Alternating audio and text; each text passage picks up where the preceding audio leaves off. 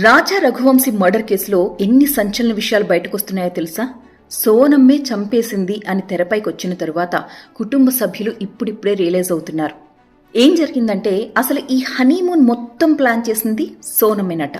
అసలు వీళ్ళు ప్లాన్ మేఘాలయ కానే కాదు, గౌహతికి వెళుతున్నామని చెప్పారు ఇంట్లో. నిజానికి రాజా రఘువంశీకి కూడా ఆ విషయం తెలీదు. ఎందుకంటే ఫ్లైట్ టికెట్స్ బుక్ చేసిన దగ్గర నుంచి ఎక్కడ స్టే చేస్తున్నారు, ఏ ప్లేసెస్ విజిట్ చేయబోతున్నారు, ఏ రోజు ఏంటి, డే షెడ్యూల్ ఏంటి, ఇవన్నీ కూడా సోనమ్మే ప్లాన్ చేసింది. నీకు సర్ప్రైజ్ అని చెప్పింది. అది మాత్రమే కాదండోయ్, హనీమూన్కి వెళ్ళేటప్పుడు నీకు బంగారు చైన్ ఉంది కదా, డైమండ్ రింగ్ ఉంది కదా, బ్రేస్లెట్ ఉంది కదా, ఇవన్నీ కూడా నువ్వు పెట్టుకో. ఇవన్నీ పెట్టుకుంటే మనం రిచ్గా కనిపిస్తాం, ఫొటోస్ తీసుకుంటాం కదా, నాకు కూడా చాలా ఇష్టం నిన్ను అలా చూడ్డం అని చెప్పింది. పిచ్చోడు నమ్మేశాడు, అవన్నీ వేసుకెళ్ళాడు. అక్కడికి వెళ్ళేటప్పుడు తల్లి అడిగింది, ఎందుకురా ఈ నగలన్నీ వేసుకుని వెళుతున్నావు అంటే, నా భార్యకి నన్ను ఇలా చూడడమే ఇష్టమట అని అన్నాడు. ఆమె ఇంకేమంటుంది, సర్లే ఇప్పటి నుంచి పెళ్ళం కొంగు పట్టుకుని తిరుగుతున్నాడు అనుకుందో ఏమో, సైలెంట్గా ఉండిపోయింది. కనీసం అక్కడైనా కొంచెం కుటుంబ సభ్యులు కానీ ఆ భర్త కానీ పసిగట్టుంటే ఈరోజు ప్రాణాలతో ఉండేవాడు కదా. ప్రేమ, గుడ్డి ప్రేమ కళ్ళకి పొరలు కమ్మేసిందని చెప్పాలి. ప్రాణాలు కోల్పోయాడు. ఇప్పుడు తెరపైకి ఆమె లవ్వర్ పేరు వస్తోంది కదా, రాజా కుష్వా అని చెప్పి.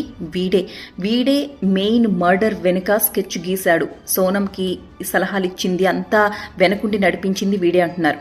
వీడి పేరు తెరపైకి వచ్చిన తర్వాత మరిది గారికి గుర్తొచ్చింది వీడి పాత్ర ఏంటి అనేది. వీళ్ళిద్దరికీ లవ్ అఫైర్ నడిచిందట పెళ్లికి ముందే, ఆ విషయం కూడా వీళ్ళకి తెలుసు. అలాగే ఈయన కొలిగట ఈమెకి, సోనంకి ఎక్కువ రెగ్యులర్గా ఫోన్లో మాట్లాడుకోవడం, చాలా వీళ్ళిద్దరి మధ్య ఒక క్లోజ్ అసోసియేషన్ నేను గమనించాను. కానీ ఇది ఇంత వరకు దారితీస్తుందని అనుకోలేదు అని అంటున్నాడు రాజ్ రఘువంశీ తమ్ముడు. ఏంటి అతని పేరు? విపుల్ రఘువంశీ. ఏం లాభం ఇప్పుడు ఇవన్నీ గుర్తు తెచ్చుకుని? కనీసం మిస్ అయిపోయాడు అన్నప్పుడైనా వీళ్ళు ఇవన్నీ రీకలెక్ట్ చేసుకుని కోడల్ని అనుమానించి మాకు ఇలాంటి అనుమానం ఉంది అని చెప్పొచ్చు కదా. అలా అస్సలు రానేలేదు, ఎవ్వరికీ సందేహం లేదు. ఇన్ఫ్యాక్ట్ మీడియా కూడా ఎక్కడా ఈ సందేహాన్ని ఇంకించిత్తు కూడా లేవనెత్తలేదు, అంతలా యాక్ట్ చేసింది.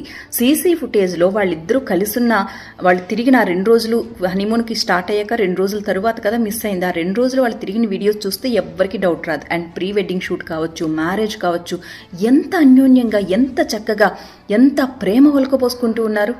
దీని వెనుక ఇంత స్కెచ్ ఉందని ఎవరు మాత్రం ఊహించగలరు?